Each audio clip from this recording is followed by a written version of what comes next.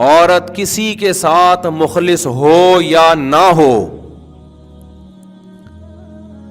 اپنے بچے کے ساتھ ایسی مخلص ہوتی ہے کہ اس دنیا میں اس کی دوسری کوئی مثال نہیں ملتی.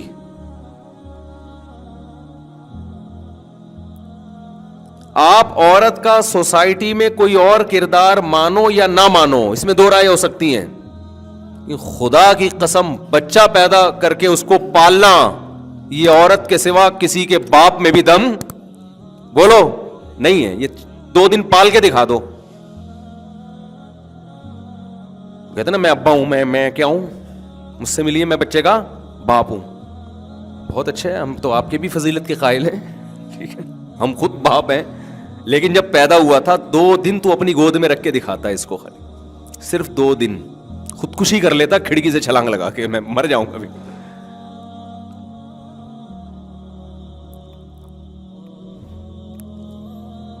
پال سکتے ہو، دودھ پیتا بچہ ہے نا، 2 دن فیڈر سے دودھ پلا دو اس کو، 2 دن پالو. آپ ڈپریشن کی گولیوں پہ آ جاؤ گے. آپ بولو گے میں ملک فتح کر سکتا ہوں، میں ایٹمی دھماکہ کر سکتا ہوں، میں بم بنا سکتا ہوں، میں کہیں بم رکھ کے آ سکتا ہوں، میں فدائی حملے میں پھٹ سکتا ہوں. میں تو یہ بچہ نہیں پال سکتا، یہ ممکن نہیں ہے.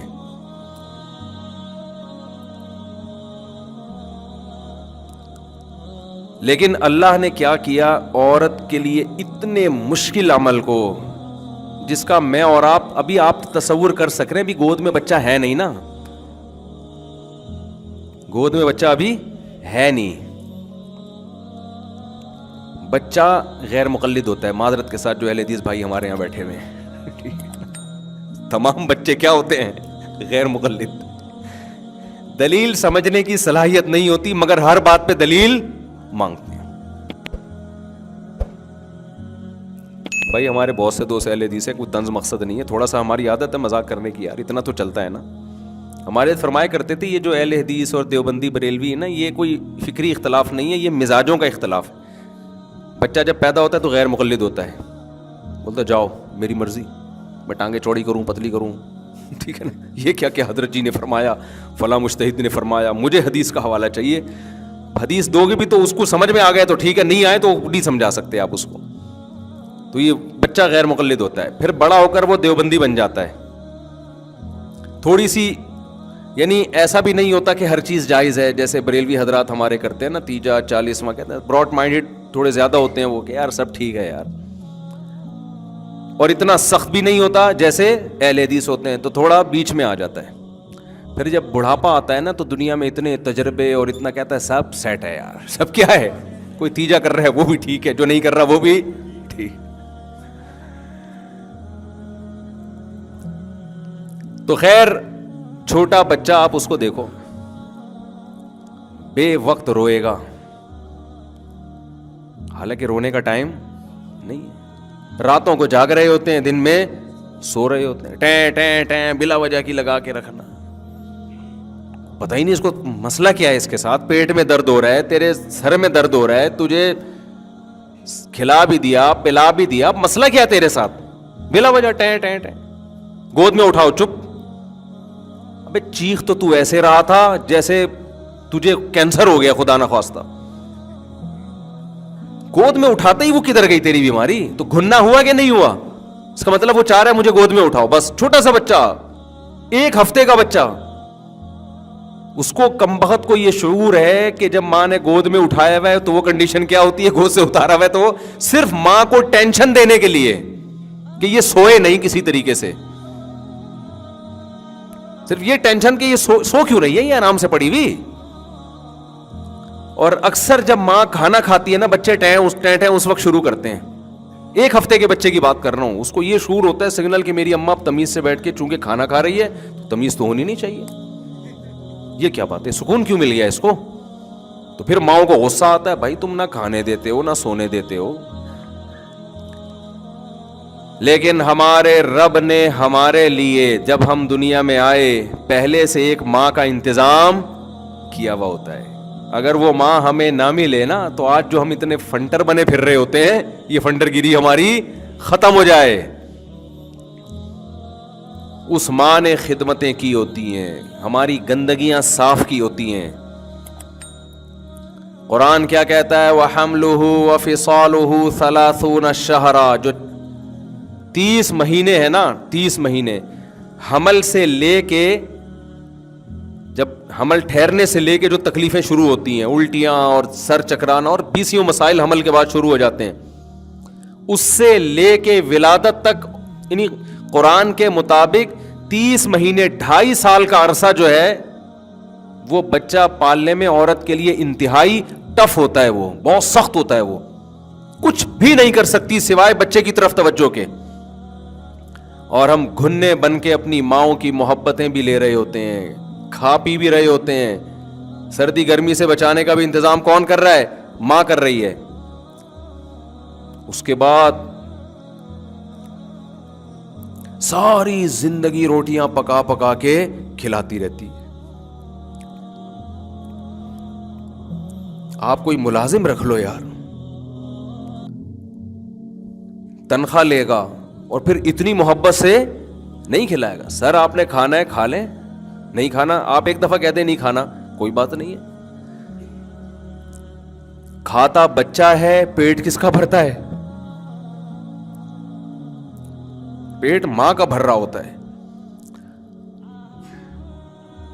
تبھی تو قرآن کہتا ہے حتیٰ اذا بلغ شدہ, جب بھرپور طاقت اور قوت کو پہنچتا ہے نا انسان, تو شکر گزار لوگ اپنے والدین کو یاد رکھتے ہیں, ناشکرے لوگ بھول جاتے ہیں. ناشکرا اپنے باس کے سامنے تو اونچی آواز سے بات نہیں کرتا کبھی بھی, سر سر یس سر سر سر سر کرتا رہے گا اس کے سامنے. آج باس کا موڈ تھوڑا آف ہے یار, سر سے ذرا احتیاط سے بات کرنا. یہ سلوک گھر میں باپ کے ساتھ بولو نہیں ہے, نہیں چل رہا. ماں کے ساتھ نہ باپ کے ساتھ چلتا ہے یہ سلوک, نہ ماں کے ساتھ. الٹا اس کی جائیدادوں پہ نظر رکھ کے بیٹھے ہوئے ہوتے ہیں, یہ مرے گا کب اور ہمیں پیسہ. ماں اگر مر گئی ہے, وہ نکاح کرنا چاہتا ہے, اس کو نکاح نہیں کرنے دے رہے کہ جائیداد کا بٹوارا نہ ہو جائے, کوئی ستیلا بچہ نہ پیدا ہو جائے. کہتے ہیں نا جب غیرت ختم ہو جائے تو جو چاہے کرو. انت ومالک لابیک, حدیث میں یہ نہیں ہے تیرے باپ کا مال تیرا ہے, حدیث میں تو جو کما رہا ہے کس کا ہے؟ وہ تیرے باپ کا ہے. تجھے تو چاہیے تو اپنا بھی اس کو دے دے. اس کی دولت پہ نظر رکھ کے بیٹھے ہوئے ہوتے ہیں. کہتے جی ہمارے ابا کا بزنس تھا جو ہم نے ترقی دی ہے, تو آپ کسی اور کے بزنس کو ترقی دے دیتے نا جا کے. کوئی دینے دیتا آپ کو؟ آپ جا کے شاپ پہ بیٹھتے کسی کی کہ اس کو ہم ترقی دے کے بڑھائیں گے, وہ دکان سے نکال دیتا. بھائی تو کون ہے؟ یہ چلتا ہوا بزنس باپ نے آپ کے حوالے کیا تھا جو پھر آپ نے اس کو ترقی دی ہے. تو پہلے اس میں کچھ جان تھی جو آپ نے اس کو ترقی دی ہے.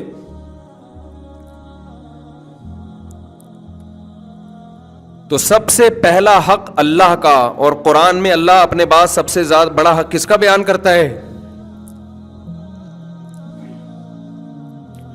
سب سے بڑا حق والدین کا بیان کرتا ہے. تو والدین بھی ڈکشنری سے نکل رہے ہیں. بدتمیزیاں, لڑکیاں ماؤں کے ساتھ تمیز سے بات نہیں کرتی, بیٹے باپ کے ساتھ تمیز سے بات نہیں کرتے. اور ایک بات تو بہت ہو رہی ہے, میاں بیوی میں جب طلاق ہوتی ہے نا, تو یاد رکھو اولاد کے لیے باپ کا حق اور ماں کا حق برابر ہے. طلاق کی وجہ سے بعض دفعہ ماں کی طرف چلے جاتے ہیں, باپ کو بھول جاتے ہیں ہمیشہ کے لیے. بعض دفعہ باپ کی طرف چلے جاتے ہیں, ماں کو بھول جاتے ہیں. کل قیامت کے دن اللہ تمہیں پکڑے گا اس پر. اگر طلاق کے بعد باپ اپنی اولاد کو بچوں کی ماں کے خلاف ورغلا رہا ہے, تو بچوں کو اجازت نہیں ہے کہ باپ کی باتوں میں آئے. وہ کہیں ابا وہ ہماری ماں ہے, آپ کا اس سے اختلاف ہوگا, ہم اپنی ماں کو نہیں چھوڑ سکتے. یہاں ماں باپ کی اطاعت جائز نہیں ہے, خوب سمجھ لو, ایک دوسرے کے حقوق دینے میں.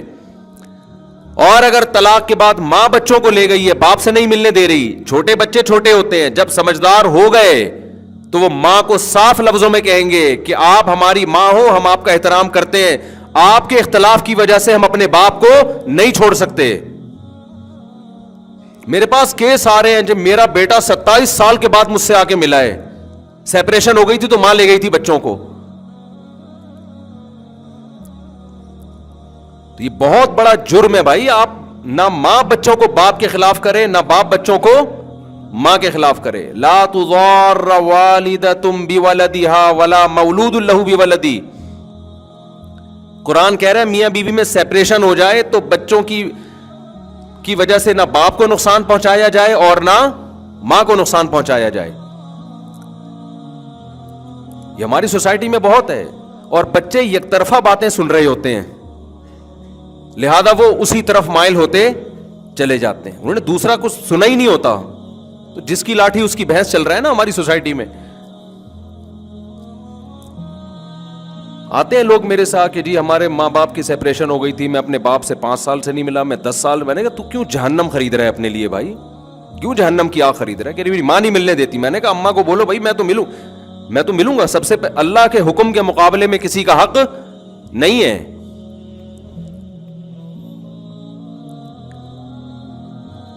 تو اللہ نے اپنے بعد سب سے بڑا حق کس کا رکھا بھائی؟